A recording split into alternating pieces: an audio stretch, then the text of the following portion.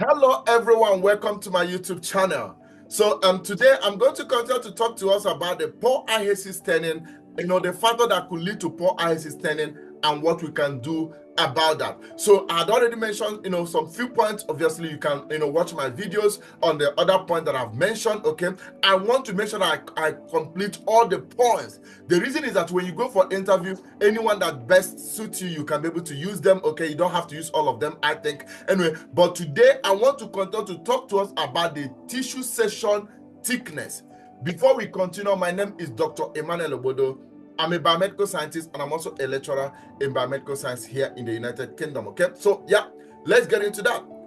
Now, I think coming to this is important, which hopefully I should be able to teach you guys, tissue processing. Okay, now what I want you to know that part of the tissue processing has to do, we have to do what we call sectioning. So sectioning is when you cut off some part of the tissue.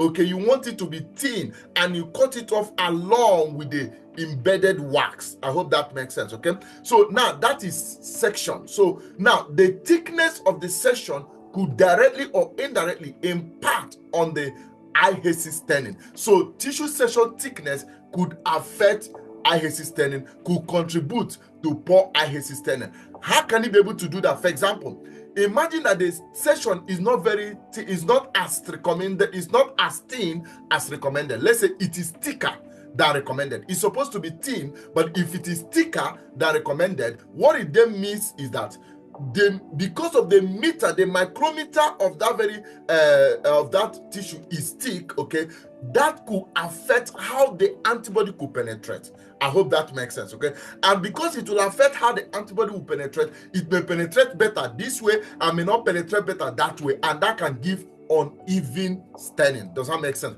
And that is poor eye staining. So when the section is cut very thick, okay, like T-I-C-K, when it is cut very thick, it could lead to this poor eye staining. I've given you the example because it will likely to impact on the penetration of these very antibodies, primary antibody, okay, as the case may be, penetration to the tissue. I hope that makes sense, and that could affect the eye staining. Now, another thing is that imagine that, let's say it is thin, but it's thinner than expected, very too thin, because remember the antigen you are looking for is on the tissue. So if you cut too thin, it is thinner than expected. What it means that you are the degree of the antigen may not be enough. Does that make sense? Okay, and because of the degree of the antigen may not be enough, what it means that it could give you poor eye staining. Why? Because you cut the section too thin. So that is why I say that tissue section thickness could affect the eye staining. So when it is too thick, it can affect the penetration of the very antibody.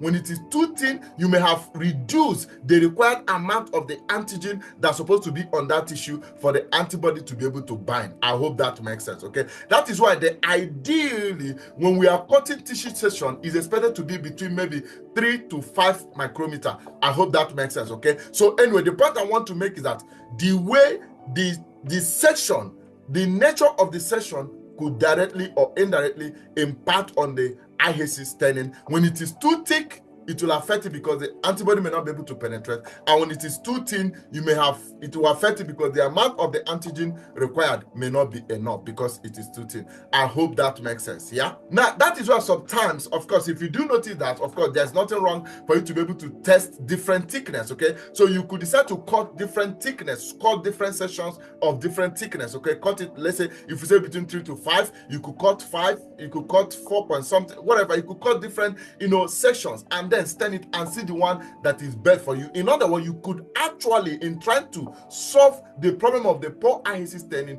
you could also kind of, should I say, verify or validate the size of the section, that can be more compatible to give you good eye staining. I hope that makes sense. Yeah, when it comes to tissue section thickness, it could be either it is because it's too thick or maybe it is too thin. I've already explained that, and I'll give you the solution. The solution is number one, make sure we standardize the thickness of the section or the tissue section. Ideally, we're expected to cut between 3 to 5 micrometer, as the case may be. It's important that we optimize and standardize what the session should be, the size of the diameter, what is expected that can give us a good IHC staining. And of course, secondly, to get the standard of the tissue section, the size of the tissue section, the thickness of the tissue section, you might need to consider to verify or validate different tissue section thickness. That way you can be able to come up with a particular thickness that will be more compatible with the IHC staining. It's that way to improve the IHC staining. I hope that makes sense. All right, thank you very much for listening. Please, can I ask you to like, share, subscribe, and comment? I wish you all the best till I come back your way again. Bye bye.